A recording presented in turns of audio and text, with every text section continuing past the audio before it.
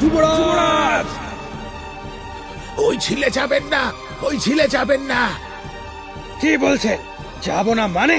আমাদের যুবরাজকে কেউ একজন টেনে নিয়ে যাচ্ছে। ওই ছিলে রাক্ষস আছে, রাক্ষস। রাক্ষস!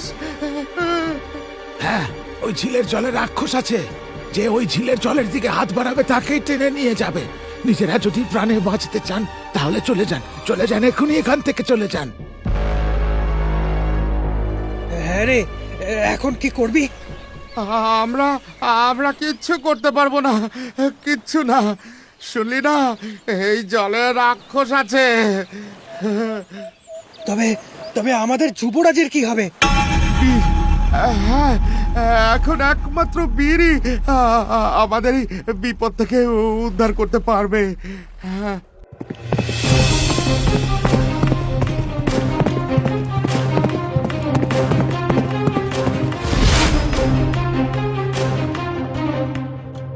কি রাক্ষস?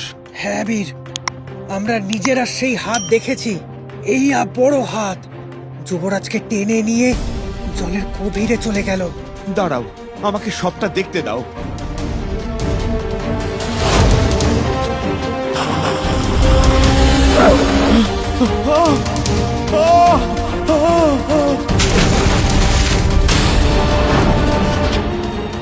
সবটা দেখার পর বীর সেই মুহূর্তেই মেঘ চাদরে পড়ে উড়ে যায় সেই মণিকুঞ্জ ঝিলে।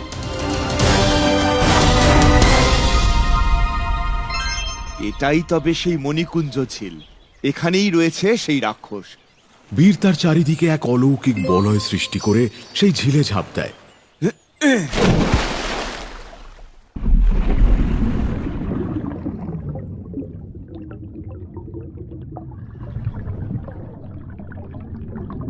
জলের নিচে দুর্গ, অদ্ভুত তো। কৌতূহলের বশে বীর সেই দুর্গের অন্তর্মহলে প্রবেশ করে।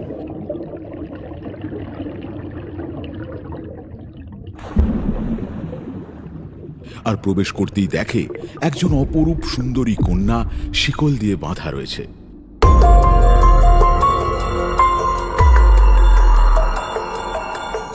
এ কি?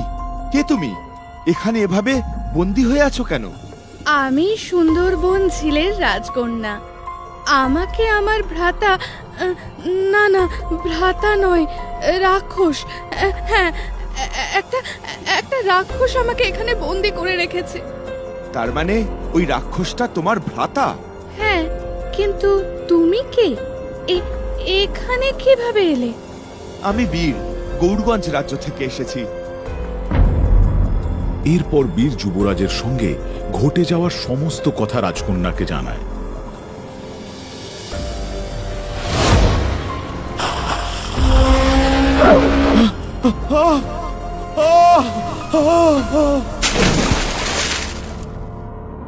কিন্তু তুমি কিভাবে এলে এখানে? আমার কিছু অলৌকিক শক্তি আছে, তার দরুনই আমি এখানে আসতে পেরেছি। চলে যাও, রাক্ষসটা এখানে আসার আগে তুমি এখান থেকে চলে যাও। না, যুবরাজকে না নিয়ে আমি কোথাও যাব না। পাগলামি করো না, ওই রাক্ষসটা খুব ভয়ঙ্কর। এখানে যারা আসে তাদের সবার শক্তিও কেড়ে নেয়, আর আর সবাইকে ঘুমের দেশে পাঠিয়ে দেয়। আচ্ছা, তুমি যে বললে তুমি ওই রাক্ষসের বোন, তবে তোমাকে কেন এইভাবে ও শিকল দিয়ে বেঁধে রেখেছে? সে অনেক কথা।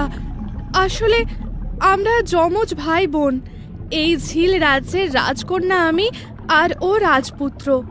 কিন্তু ছোট থেকেই আমার ভ্রাতা ছিল প্রচন্ড জেদি। পিতামাতার কোনো কথাই সে শুনতো না।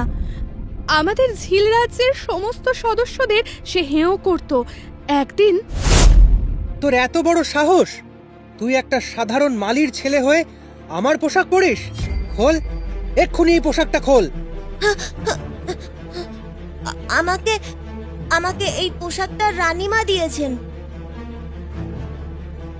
আসলে আমার সমস্ত পোশাক ছিঁড়ে গেছে তো, তাই এটা রানীমা আমাকে পরতে দিয়েছেন রাজপুত্র। রানীমা দিয়েছেন তো কি হয়েছে? এটা আমার পোশাক। আমার জিনিস কেউ স্পর্শ করুক সেটা আমার একেবারে পছন্দ নয়। খোল, খোল বলছি এক্ষুনি। ছেড়ে দিন আমায় রাজপুত্র, এক্ষুনি এই পোশাকটা খোল। ছেড়ে দিন আমায়। রাজপুত্র, এটা তুমি কি করছো? তুমি কেন আমার পোশাক ওই মালির ছেলেটাকে দিয়েছো?